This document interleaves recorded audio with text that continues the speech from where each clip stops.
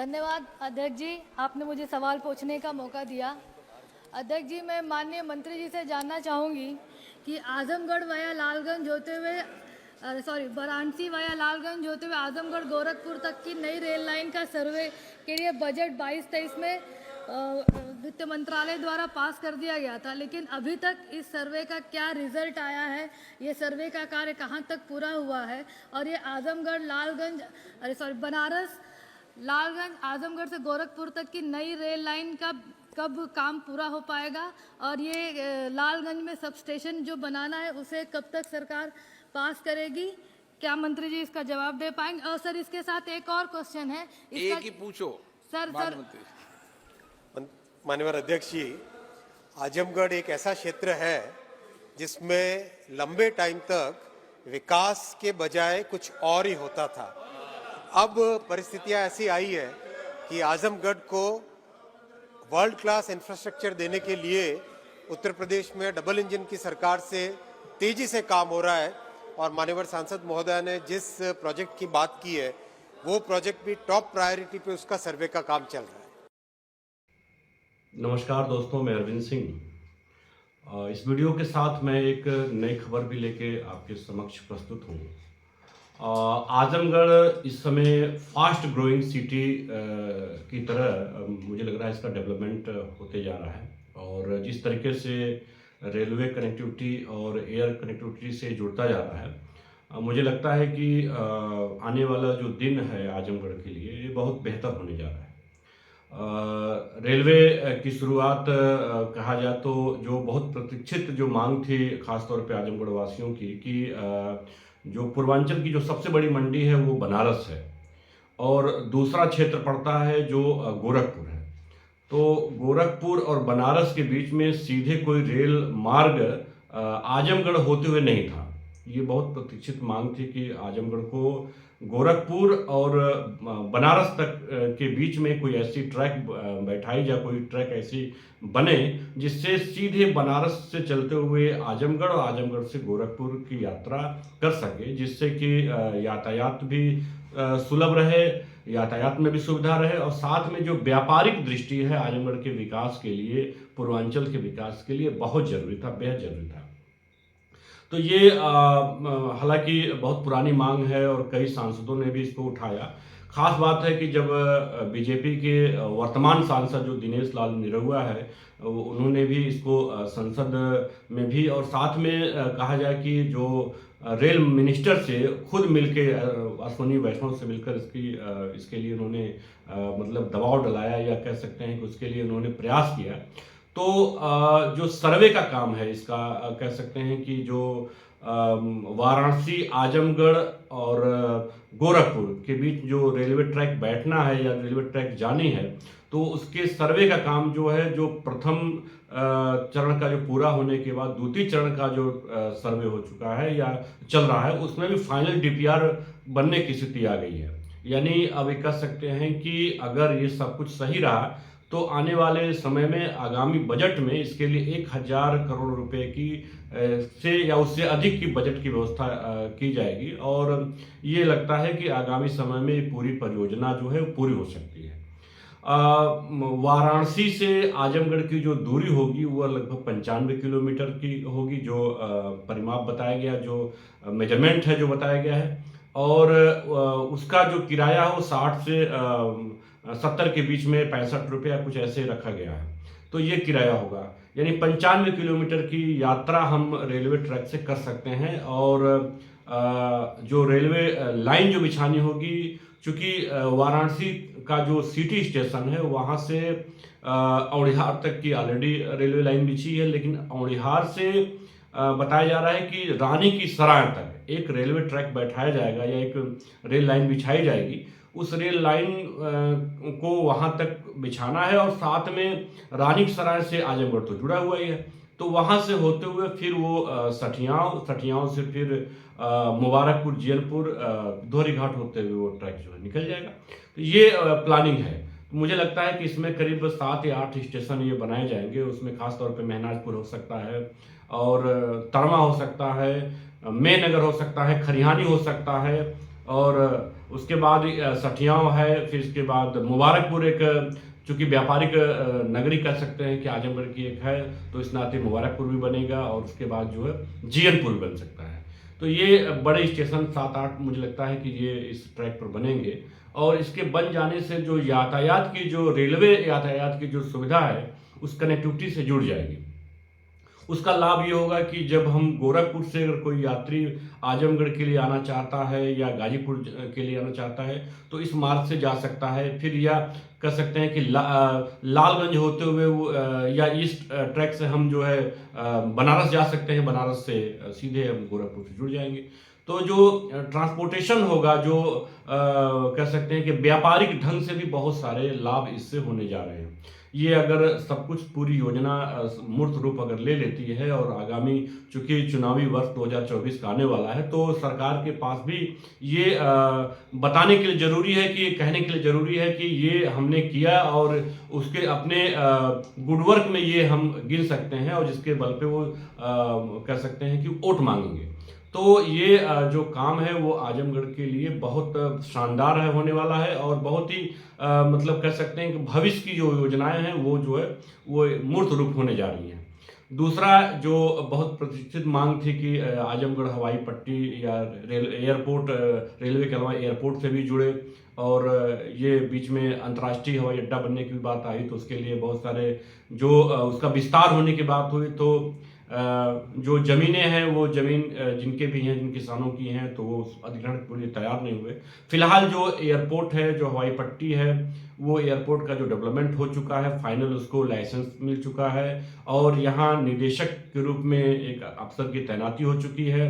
तो मुझे लगता है कि बहुत जल्दी जैसे 30 तारीख को अगर जो हवाई अड्डा जो फैजाबाद का, अयोध्या का अगर प्रधानमंत्री के द्वारा उसका उद्घाटन होगा, उसको मतलब हरी झंडी मिल सकती है तो हो सकता है कि वो ये आजमगढ़ के हवाई पट्टी को यानी मंदुरी एयरपोर्ट को भी मतलब ये हरी झंडी मिल जाए या उसके बाद के समय में भी मिल सकता है। यानी बहुत जल्दी अब हवाई जहाज से आजमगढ़ भी जुड़ेगा और यात्राएं जो लखनऊ के लिए होंगी, दिल्ली के लिए होंगी, मुंबई के लिए होंगी, बाहर के लिए भी होंगी, मतलब डोमेस्टिक कह सकते हैं घरेलू जो उड़ानें होंगी वो मतलब आजमगढ़ से आप कर सकते हैं, ये सुविधाएं हो सकती है। तो ये किसी भी शहर के लिए, किसी भी जिले के लिए, चूँकि ये कमिश्नरेट है या कह सकते हैं कमिश्नरी का जिला है तो ये ज़रूरी था कि इस कमिश्नरी वाले ज़िले के लिए, एक मंडली ज़िले के लिए ये दोनों सुविधाएं होनी चाहिए। तो सबसे मुश्किल भरा ये था कि जो हमारा पूर्वांचल की सबसे बड़ी मंडी है व्यापारिक ढंग से भी और कह सकते हैं देश की सांस्कृतिक राजधानी भी है वाराणसी, काशी, और अभी देखिए तमिल और काशी संगमम भी हो रहा है। भाजपा का अपना एजेंडा है, उसको लेके वो काम आगे बढ़ा रही है। तो उसमें हमें ज़रूरत था, ये था कि आजमगढ़ वासियों को कि ये इसको जोड़ा जाए। तो ये एक तरह से जो रेलवे ट्रैक के बीच जाने से आजमगढ़ का विकास बहुत तेज़ी से होने जाएगा होगा और इसके कह सकते हैं कि ये जो उपलब्धि है ये सही मायने में इस सरकार को इसको मिलेगा। अगर ये ट्रैक जो है मूर्त रूप से उतर जाता है तो ये मोदी सरकार को इसकी उपलब्धि निश्चित तौर पर मिलेगी।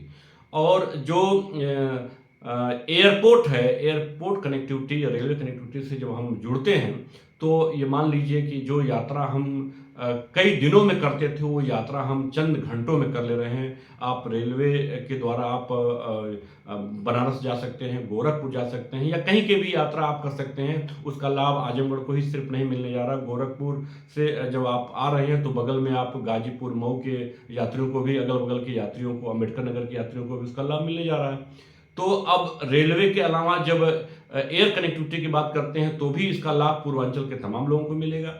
तो ये इस तरह से आजमगढ़ का जो डेवलपमेंट है ये बहुत तेजी से होने जा रहा है और खासतौर पे ये समाजवादी गढ़ रहा है। समाजवादी गढ़ को तोड़ने के लिए भाजपा युद्ध स्तर पर लगी हुई है और ये विकास के इस मुद्दे को लेकर भी भुनाना चाहती है कि हमने रेलवे ट्रैक को भी आगे बढ़ा दिया है, ये भी रेलवे लाइनें बीच जाएंगी, यात्रा हो सकती हैं आप सबके लिए। और दूसरा ये कि हम एयर कनेक्टिविटी से हम आजमगढ़ को जोड़ दिए हमने हैं और ये हम चुनाव में इसको हम वो करेंगे।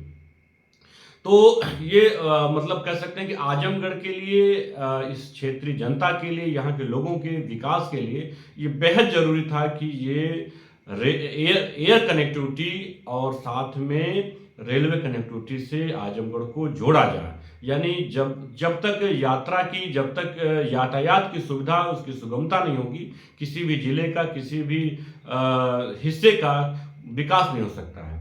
तो ये अपने आप में बहुत बड़ी बात है, बहुत अच्छी खबर है और मुझे लगता है कि ये खबर आजमगढ़ के हित में है। तो ये कह सकते हैं कि आने वाले दिनों में आजमगढ़ का जो विकास है वो उसको पंख लग गए हैं। यानी आप कह सकते हैं कि अगर ये दोनों कनेक्टिविटी से जुड़ती है तो बहुत सारी चीज़ें होती हैं जिसके लिए सरकार के ऊपर निर्भर होता आदमी है, लेकिन बहुत सारी चीज़ों को करने का एक परिवेश, एक माहौल होता है। यानी कोई अगर व्यापार करने के उद्देश्य से आजमगढ़ में आएगा, फैक्ट्री लगाने के लिए आएगा, या कोई व्यापारिक समुदाय या समूह स्थापित करने के लिए आएगा, तो उसके लिए ज़रूरी है कि वो रेलवे से जुड़ा हो, वो यातायात के सुगम मार्गों से जुड़ा हो, वो एयर कनेक्टिविटी से जुड़ा हो, ताकि उसके पास समय, उसके पास आने जाने का साधन हो। बहुत सारी चीज़ें होती हैं। तो ये कह सकते हैं कि आजमगढ़ के विकास के लिए हवाई जहाज, हवाई मार्ग का बनना, एयरपोर्ट का बनना, रेलवे का, ये बहुत ज़रूरी था। तो मुझे लगता है कि अब यहाँ से आजमगढ़ के विकास में एक नया अध्याय जुड़ने जा रहा है, रेलवे और हवाई जहाज़ों के माध्यम से। यानी आप कल्पना करिए कि जब हमें दिल्ली जाना है, हम सेम डे पहुंच के और सेम डे वापस आ सकते हैं, हम किसी भी क्षेत्र में कहीं भी जा सकते हैं। तो ये अपने आप में बहुत बड़ी बात होती है। आज पूर्वांचल एक्सप्रेसवे के बन जाने से हम 2.5 से 3 घंटे में लखनऊ पहुंच जाते हैं आजमगढ़ से।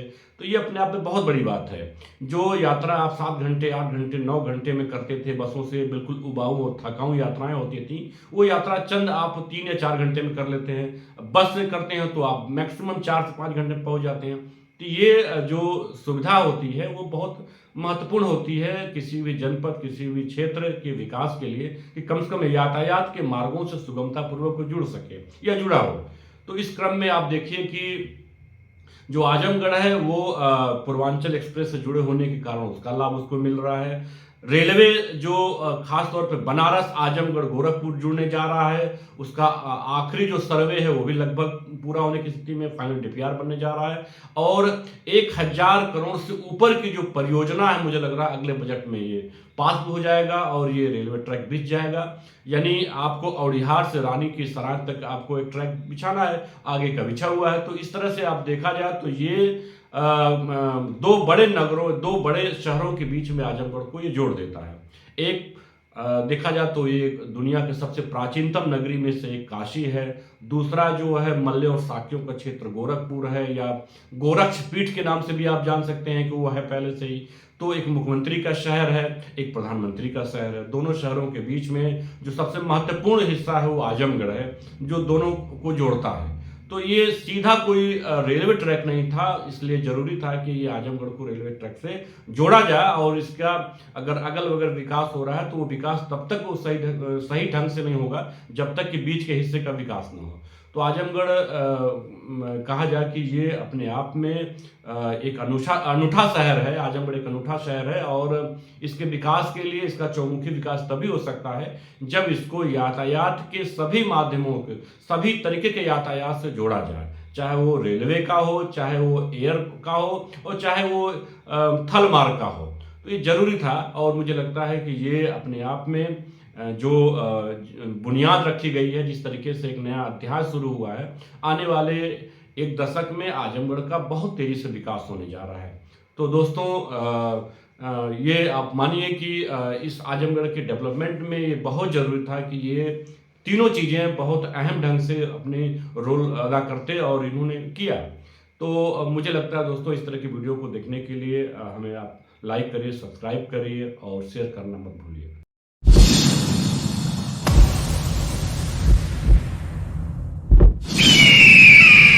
आप देख रहे हैं शार्प रिपोर्टर।